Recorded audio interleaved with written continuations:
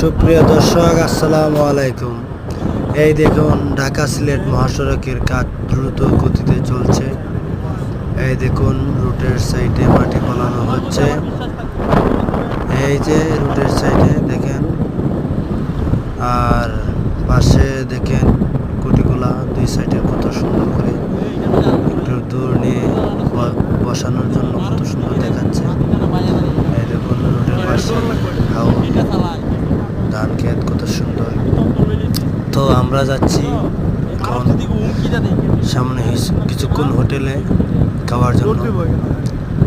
তো ভাবলাম আপনাদেরকে যাওয়ার রাস্তাটা দেখি। এটা হলো বুটিক ফ্যামিলি পার্ক।